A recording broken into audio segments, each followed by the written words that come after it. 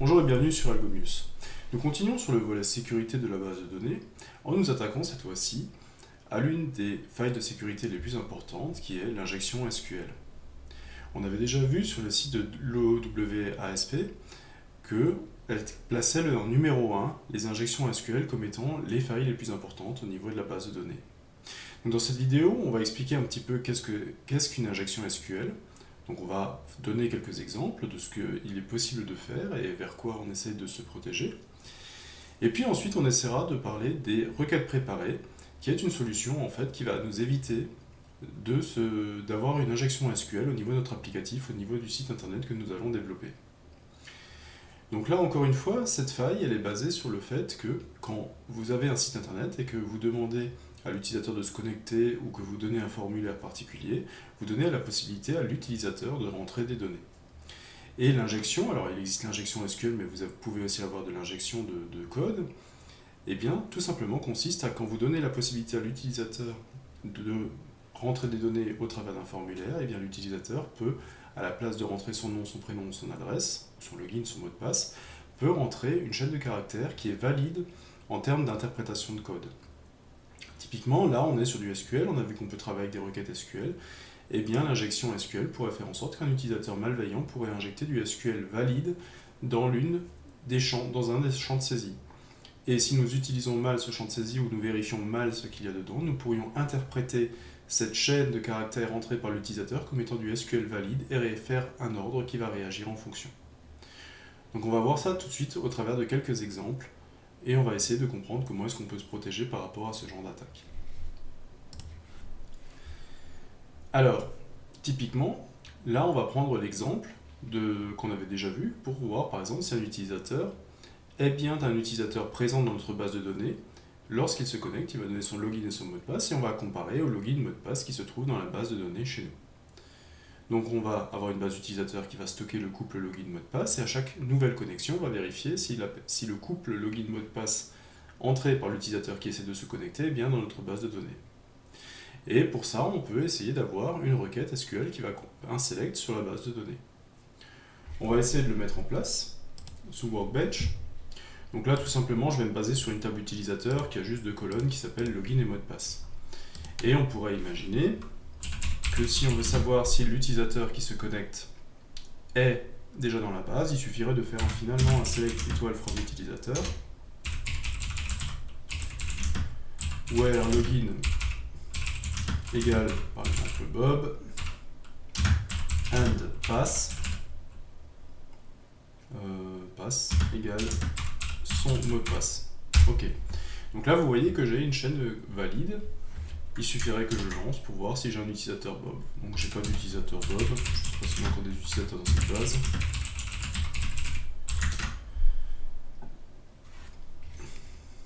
Par exemple John marcherait. Je rentre son mot de passe, donc là le password est en clair. Évitez de faire ça.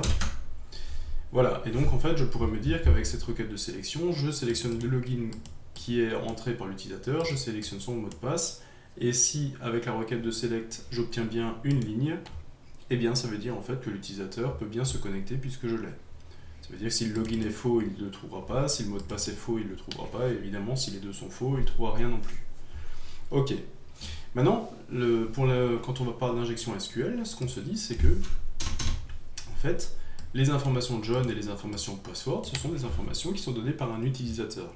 Et la façon que l'utilisateur a de nous les communiquer, c'est de rentrer son login et son mot de passe dans le formulaire de notre site. Donc dans notre requête SQL, ça veut dire que ces variables-là peuvent être modifiées par l'utilisateur. Et si on utilise par exemple, on combine une chaîne de caractères, comme ça peut être fait dans plusieurs langages, par exemple, on peut imaginer que dans notre programme, que ce soit du PHP ou que ce soit dans n'importe quel langage, on se crée en fait une chaîne qui au départ est vide, et puis, ou alors qui contient select étoile, on va la prendre. Ce qu'on peut avoir, et ce qui arrive souvent, c'est qu'on utilise une chaîne de caractères. Where login égale, on termine la chaîne de caractères ici. Et puis finalement, on ajoute par la suite str plus eh bien, je vais utiliser plus la variable qui va contenir le login. Donc je vais avoir quelque chose en PHP, ça va ressembler à peu près à ça. Vous allez avoir $login, puis vous allez de nouveau avoir votre requête qui va contenir endPass égale.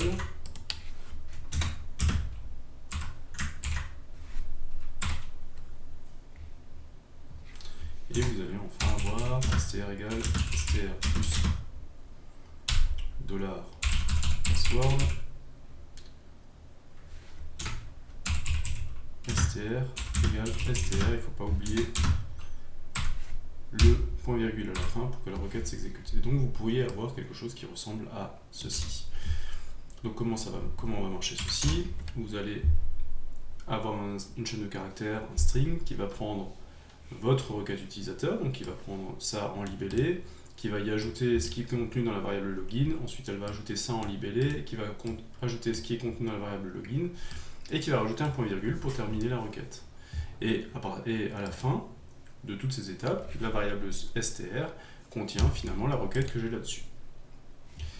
L'embêtant quand on écrit ça là-dedans, c'est que vous voyez que si jamais $login ou $mot de passe arrivait à contenir des informations, des ordres SQL valides, en fait, ils seraient interprétés comme étant dans la requête.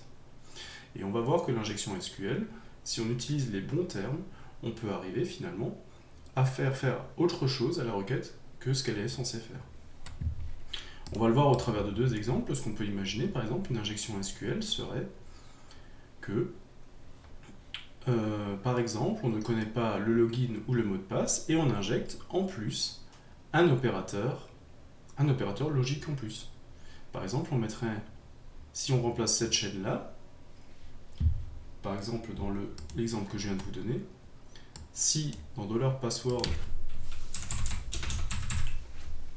on va mettre par exemple, on imagine que pour l'instant, on imagine dans le premier temps que on va rajouter un mot de passe, par exemple. Donc $login égale $password. Qu'est-ce qu'on va mettre dedans? Donc un utilisateur malveillant pourrait dire que le login, par exemple, moi je le connais pas. Le mot de passe, je le connais pas non plus. Mais ce que je vais faire ici, c'est que je vais ajouter un opérateur logique. Donc je vais mettre une chaîne de caractères que je ne connais pas. Et je vais pouvoir mettre là-dedans, je mets une chaîne de caractères et je vais mettre un opérateur logique. Or, 1 égale 1. Tout simplement. Qu'est-ce qui va se passer là-dedans? Eh bien tout simplement, ce qui peut arriver, c'est que le login soit remplacé par une chaîne de caractères inconnue, que le password soit remplacé par une chaîne de caractères inconnue auquel on aurait ajouté un opérateur logique. Et cet opérateur logique, il est très important. On va mettre 1 égale 1 parce que 1 égale 1 est toujours vrai. On aurait pu mettre égal ou true aussi. Et qu'est-ce qui va se passer pour notre requête SQL? Eh bien tout simplement, ce qui va se passer, c'est que notre requête va faire where login égale John, and pass égale password, or 1 égale 1. Et donc là, vous allez avoir quelque chose qui est toujours à true, et qui va finalement vous sortir tous les enregistrements des utilisateurs. Par exemple, même si là, je mets n'importe quoi, parce que je ne connais pas le mot de passe, pas le password, et bien le fait d'avoir ajouté or 1 égale 1, ça va faire en sorte qu'on va récupérer tous les utilisateurs. Et donc la requête utilisateur va ramener tous les utilisateurs. Et donc elle va dire que, en fait, l'utilisateur est connu, et va vous laisser rentrer. Ok. Donc ça, vous voyez déjà que c'est une faille de sécurité à ce niveau-là. Il y aurait une autre façon de faire, qu'on va voir tout de suite. Si jamais vous avez la possibilité, par exemple, si vous avez identifié un utilisateur du site, c'est-à-dire que vous connaissez l'adresse email de quelqu'un qui est déjà connecté sur son site, vous pouvez essayer d'usurper son identité. Donc à ce moment-là, il faut connaître l'utilisateur, mais je ne connais pas son mot de passe. Par exemple, je sais que John se connecte, mais je ne connais pas son mot de passe. Et bien donc là, il y a aussi une façon d'injecter du SQL de manière différente. Tout simplement, ce que l'on peut faire ici, c'est que l'on peut mettre fin à la requête prématurément. On peut par exemple mettre en place je connais John dans le login, je termine la requête et je mets 2 traits et un espace. Alors pourquoi je fais ça? Eh bien tout simplement parce que 2 traits suivis d'un espace va mettre en commentaire tout le reste de la requête. Là ensuite, en termes de mot de passe, je peux mettre n'importe quoi et je vais rentrer.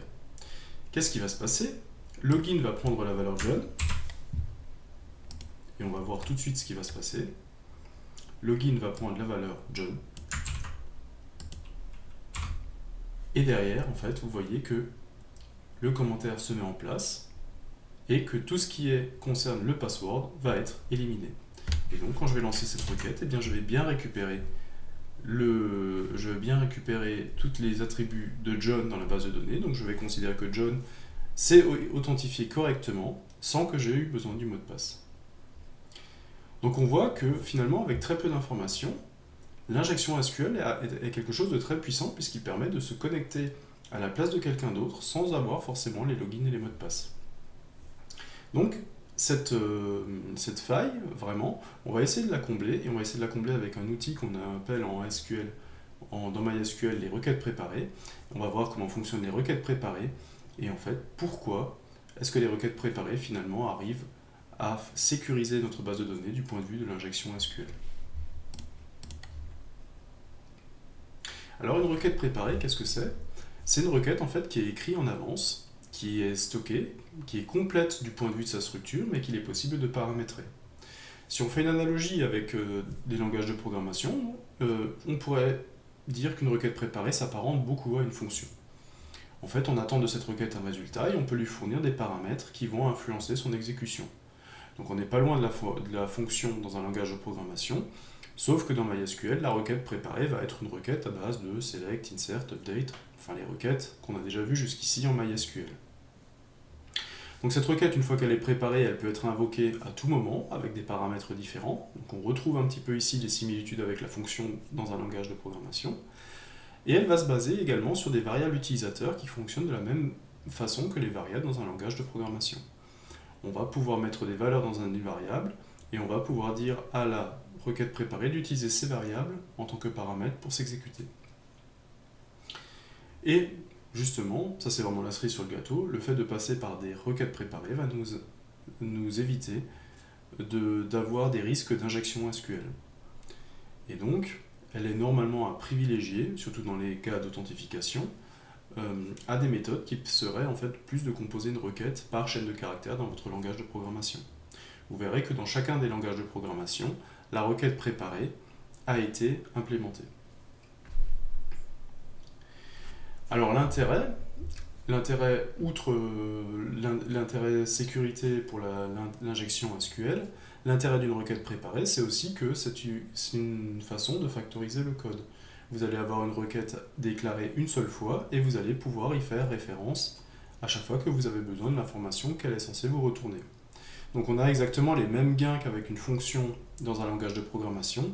Si jamais vous avez une modification à faire dans cette requête, vous allez la faire une seule fois dans le corps de la requête et la modification se répercutera à chaque fois que cette requête sera appelée. Donc on récupère un peu les informations, les choses qui étaient intéressantes au niveau des fonctions.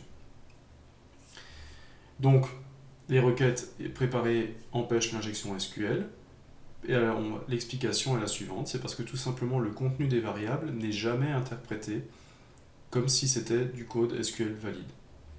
À partir du moment où vous utilisez des variables en SQL, ce que vous mettez dans les variables ne sera jamais interprété comme étant du code valide. Et si vous mettez par exemple un opérateur logique, comme on a vu un OR tout à l'heure, ou alors si vous mettez 2 tirets pour dire que c'est du commentaire, le fait que ce soit dans une variable, eh bien MySQL va considérer que ce n'est pas du code SQL valide et va le considérer comme une chaîne de caractères. Et donc en fait on n'a plus ces problèmes d'interprétation. Votre requête préparée gardera toujours la même structure et ne pourra jamais être influencée par le contenu des variables, enfin ne pourra pas être influencée du point de vue de sa structure. Et donc là aussi ce qui est intéressant, c'est que si jamais vous avez une requête complexe écrite, eh bien pour pouvoir l'utiliser, vous n'avez qu'à connaître les paramètres et ce qu'elle retourne. C'est exactement le même principe de la fonction. Vous n'êtes plus obligé de comprendre exactement le corps du texte et ça va vous permettre aussi de travailler en groupe. C'est-à-dire que quelqu'un peut paramétrer la requête, peut mettre en place la requête, elle va vous donner le prototype, de quels paramètres elle a besoin, et vous, à côté, vous pourrez vous baser sur cette requête qui sera écrite par votre collègue dans le futur, mais vous pouvez avancer sur votre code. Et à un bout d'un moment, vous allez mettre les codes en commun, et vous allez voir que tout fonctionne. Donc là aussi, ça permet de travailler en groupe. Donc, beaucoup d'intérêts qui sont liés, exactement les mêmes intérêts qu'on peut avoir dans une fonction, dans un langage de programmation, mais en plus, on a cet accès sécurité qui va nous empêcher d'avoir de l'injection SQL. Alors, comment ça marche une requête préparée? Eh bien, tout simplement, on commence à écrire une requête comme on les a écrites jusqu'à maintenant. Des requêtes de select, d'insert, de take, de delete. Une requête préparée peut être sans paramètres, donc du coup, on ne pourra pas l'influencer, on ne pourra pas modifier son exécution, et elle peut comporter plusieurs paramètres. Donc, on va essayer de voir, on va définir dans la table roman, donc si vous voulez utiliser les mêmes exemples que moi, je mettrai à chaque fois en description le fichier SQL qui va vous permettre de régénérer la structure de table sur laquelle je travaille dans ces vidéos. Et on va essayer de mettre en place une requête qui va faire la sélection dans les romans. Alors, comment est-ce qu'on faisait la sélection, par exemple, de la table roman? Eh bien, on faisait tout simplement un select étoile from roman. Donc ça, c'est ce qu'on faisait jusqu'à maintenant. Maintenant, il suffit en fait de faire un prepare, qui est un mot-clé de MySQL, qui va dire je vais faire une requête préparée. Je vais l'appeler cell roman, je lui donne un petit nom. Comme un nom, je pourrais donner une variable. Et je vais dire que cette requête pointe sur select roman. Voilà. Maintenant, ma requête cell roman a été déclarée. Et maintenant, je peux faire un execute cell roman. Et ça va me donner ça va exécuter select étoile from roman et ça va me donner la table roman. Donc une fois qu'elle a été préparée, maintenant je peux la réutiliser autant de fois que je le veux. Donc ça, c'est une requête qui n'est pas très intéressante du point de vue de la flexibilité, parce qu'en fait on n'a pas de paramètres là-dedans. C'est-à-dire que la requête va toujours faire la même chose, je ne peux pas l'influencer. Donc il est possible effectivement de faire aussi des requêtes avec paramètres qui cette fois-ci vont permettre justement d'influencer comment la requête va réagir. Et ça va tout doucement nous amener à la notion de variable, et on va discuter de cette notion de variable et on va voir comment est-ce qu'on met en place finalement une requête préparée avec avec des paramètres. Là, si par exemple je voulais mettre en place la requête qui va sélectionner les romans par année, et bien tout simplement je pourrais je vais l'appeler roman année, from, et ce que je vais faire, c'est que je vais faire un select étoile from roman, where année égale, et là maintenant je veux le paramétrer, donc je ne veux pas mettre par exemple 1985 ou 1988, je veux que en fait l'année s'adapte à un paramètre que je fournirai à roman année à chaque fois que je l'appelle. Donc je lui dis, ici ce sera un paramètre que je t'indiquerai. Je termine la requête, cette fois-ci, j'ai préparé un roman année. Donc maintenant ma requête existe, maintenant il faut que je puisse l'exécuter, et si je fais un execute de roman année, en fait MySQL va me sortir une erreur et me dire attention, visiblement tu as déclaré une requête qui va attendre un paramètre, quand tu l'as exécutée, tu m'as donné aucun paramètre. Donc il y a quelque chose de faux. Essaye de voir comment tu pourrais finalement trouver un paramètre qui colle avec ma requête. Pour l'instant, je ne peux rien y faire. Ce que ta demande ne correspond pas au prototype de la requête préparée. Ce qui va nous amener maintenant à parler de variables. Donc les variables, il est possible d'en définir en SQL comme dans n'importe quel langage de programmation.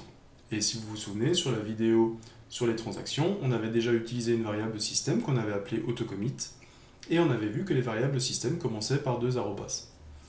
Là, maintenant, ce qu'on va essayer de faire, c'est définir des variables utilisateurs. C'est-à-dire que cette fois-ci, ce n'est plus des variables de MySQL que nous allons utiliser, mais nous allons définir nos propres variables. Donc, les variables s'initialisent avec la commande set, et on peut mettre une valeur dedans. Alors, ce qui est important, c'est que on ne peut toujours mettre qu'une valeur dedans.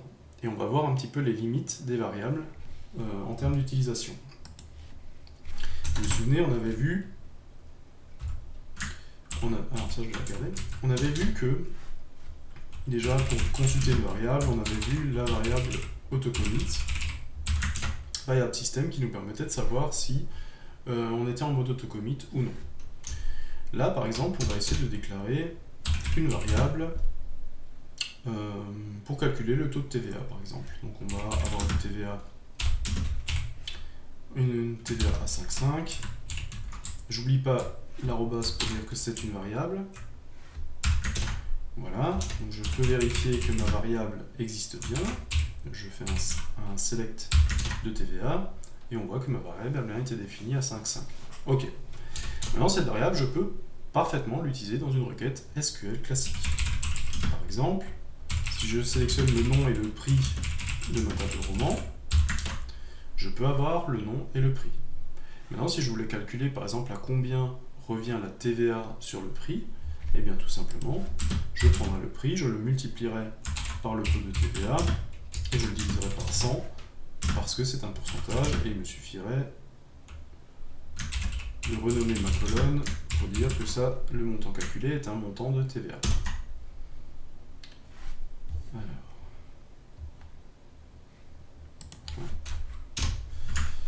Voilà.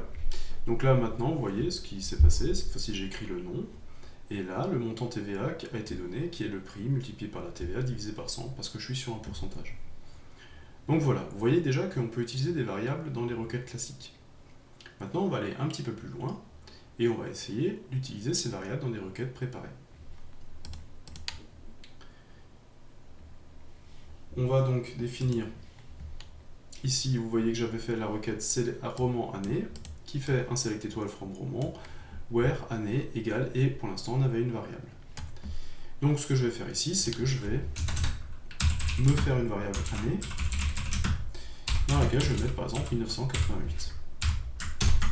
Voilà, elle est définie, et maintenant ce que je vais faire, c'est que je vais faire un execute roman année using la variable année.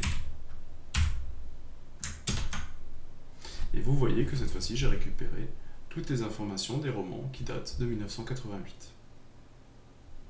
Donc là, cette fois-ci, vous voyez que comment ça se passe. On prépare une requête roman, on lui met les paramètres à chaque fois qu'on a besoin d'interroger, à chaque fois qu'on a besoin d'un paramètre, on le remplace par un point d'interrogation, et ensuite, quand on fait l'appel, on exécute roman année, donc le nom de la requête préparée, et on lui fournit les paramètres.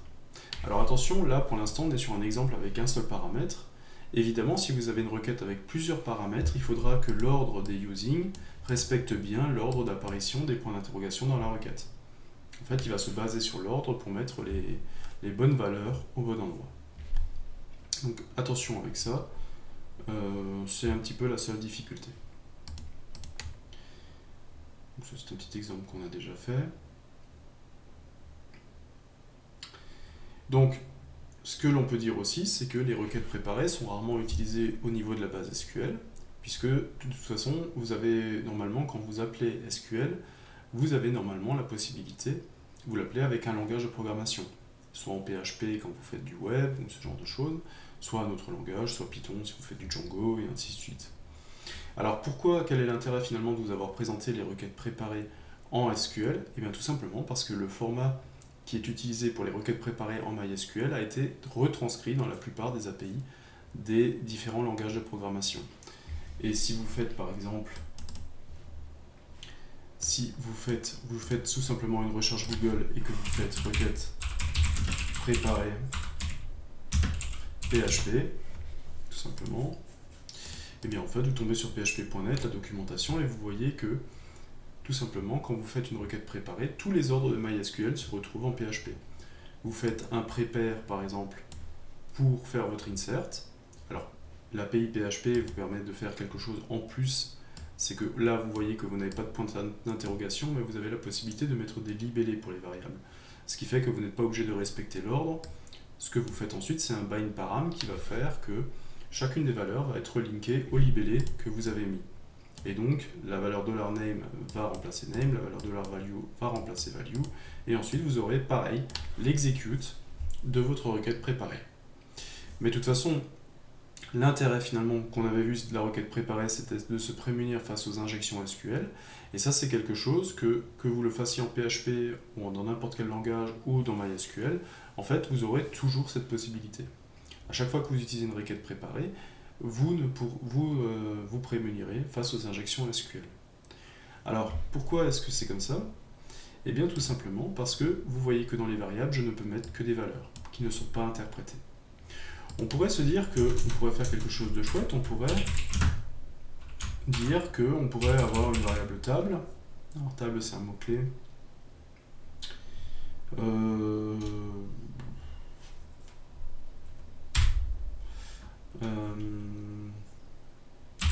Vous pourriez avoir une variable que vous appelleriez table accès et dans laquelle je voudrais mettre par exemple roman. Et ce qui m'intéresserait, c'est de dire par exemple, maintenant je veux pouvoir faire un select étoile from at table accès. Et ça, en fait, vous voyez que ça provoque une erreur. Parce qu'en fait, comme SQL n'interprète pas le contenu des variables comme étant des ordres SQL valides, vous n'avez pas le droit de mettre dans une variable SQL, vous n'avez pas le droit d'utiliser par exemple un nom de table, un nom de colonne, ou même un opérateur logique, ou quelque chose comme ça, ou même tout type d'opérateur SQL. SQL n'interprétera jamais le contenu d'une variable comme étant quelque chose du code SQL valide. Vous ne pouvez pas utiliser en tête de colonne, table, vous pouvez juste mettre des valeurs, donc numériques, alphanumériques, et ils ne peuvent être ça ne peut être utilisé par exemple que pour récupérer une valeur constante, comme on l'a vu avec la TVA, ou alors en tant que paramètre, comme on l'a vu dans la requête préparée. Mais en aucun cas, on peut avoir quelque chose qui appartient au langage SQL dans une variable. Et donc c'est un petit peu les limites de ce que l'on peut faire avec les variables en SQL, mais d'un autre côté, c'est aussi un formidable moyen de sécuriser nos requêtes. Un autre point positif, que j'en terminerai avec là sur les requêtes préparées, c'est que en termes d'optimisation, la requête préparée en fait n'est préparée qu'une seule fois, c'est-à-dire qu'elle n'est évaluée qu'une seule fois.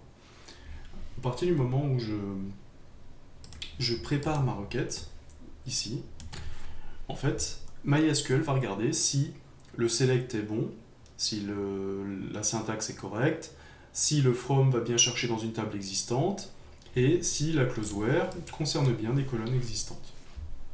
Tout ça, normalement, en SQL, ça prend du temps. Que ça vérifie que tous les éléments sont en place, ça prend du temps. À partir du moment où je prépare une requête, elle va être évaluée au moment de la préparation, et si après, en fait, je la lance plusieurs fois, avec des paramètres différents, en fait, cette évaluation ne va pas être faite à chaque fois. Elle va être faite qu'une seule fois au moment de la préparation. Et ça, si jamais on utilise la même requête que l'on exécute avec des paramètres différents une grande quantité de fois, en termes d'optimisation, on peut gagner du temps aussi à ce niveau-là. Donc j'en termine ici avec cette vidéo sur les requêtes préparées.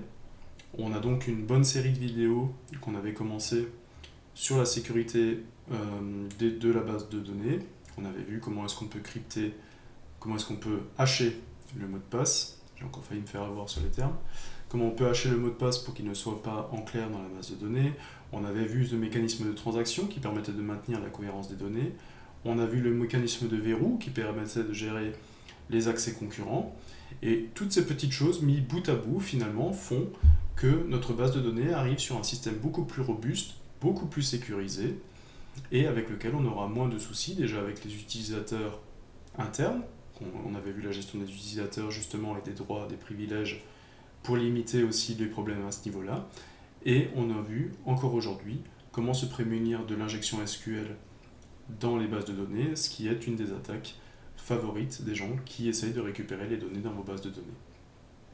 Donc là, on a déjà un attirail assez complet de ce que l'on peut faire du point de vue sécurité dans la base de données. Donc je vous laisse cogiter tout ça, je vous laisse un petit peu sur ces vidéos-là, et comme toujours, je vous souhaite une bonne journée, et je vous dis à bientôt.